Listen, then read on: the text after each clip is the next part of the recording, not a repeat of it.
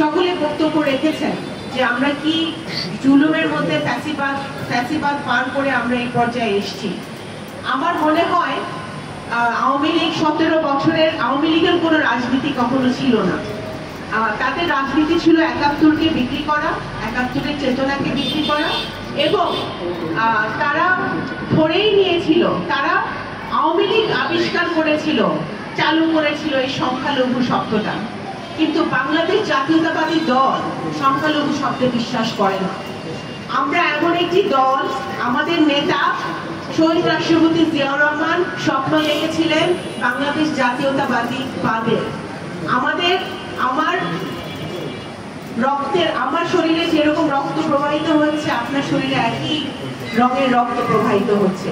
আমার যে পাসপোর্ট, আপনারও সেই একই পাসপোর্ট। আমরা সকলে বাংলাদেশের নাগরিক, এটা আমাদের সবচেয়ে বড় পরিচয়।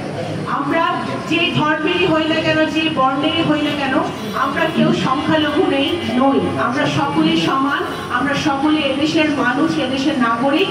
এটা আমাদের প্রথম পরিচয়। এই জন্যই আমরা বিএনপি, জনাব তারেক রহমান বারবার কিন্তু এই কথাটা উচ্চারণ করেন, সবার আগে বাংলাদেশ, সবার আগে বাংলাদেশ, সবার আগে বাংলাদেশ। এই জিনিসটা আমাদের মনের মধ্যে গেঁথে নিতে হবে। কারণ কিছু কতিপয় ব্যক্তিরা আছে বা কতিপয় গোষ্ঠীরা আছে, আওয়ামী গোষ্ঠী আছে, বিভিন্ন গোষ্ঠী, যাদের নিজেদের স্বার্থ আছে বিভাজন তৈরি করবে, তাদের নিজেদের স্বার্থ আছে সংখ্যালঘু শব্দটা ব্যবহার করলে, তাদের নিজেদের স্বার্থ আছে। স্বার্থটা কি?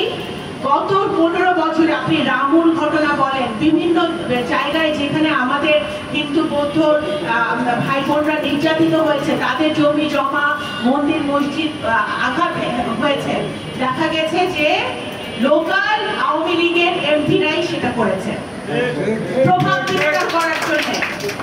বিস্তার করার জন্য, তাদেরকে ভয়ে ভীতির মধ্যে দেখানোর জন্য। কারণ গত 17টা বছর কিন্তু বাংলাদেশের মাটিতে ভয় ভীতি ছাড়া আর কিছুই ছিল না। আজকে সেই এমপিরা কোথায়? যারা আমাদের ভাই বোনদের জমি দখল করেছিল, দোকান দখল করেছিল, বৈধ কাগজপত্র আছে, কোর্টে মামলা আছে, তারপরে জমি দখল করেছে, মন্দির ভেঙেছে, তারা আজকে কোথায়? সুতরাং উপরওয়ালা, আপনি ভগবান বলেন, আল্লাহ বলেন, যাই বলেন, উপরওয়ালার সবসময় একটা বিচার কিন্তু থাকে। সেটাকে আমরা বলি যে আল্লাহর তরফ থেকে যে বিচারটা হয়, উপরওয়ালার যে বিচারটা হয়, সেই বিচারটা কিন্তু হয়েছে। আজকে ছাত্র জনতা আন্দোলন করেছে। আমার বিশ্বাস যে আপনাদের মতো অনেকে, আমার সামনে যে মেয়েরা বসে আছে, বাচ্চারা বসে আছে, তোমাদের মতো অনেকেই কিন্তু সেই 5ই আগস্টে, জুলাই আগস্টে মাঠে ছিল, রাস্তায় ছিল। তারা আন্দোলন করেছে কিসের জন্য? বৈষম্য যাতে না থাকে। সংখ্যালঘু শব্দটা যখনই আমি ব্যবহার করব, তখনই আমি বৈষম্যের জন্ম দিব। সংখ্যালঘু শব্দটা আমি যখনই ব্যবহার করব, তখনই তোমার আমার মধ্যে আমি বিভেদ সৃষ্টি করব।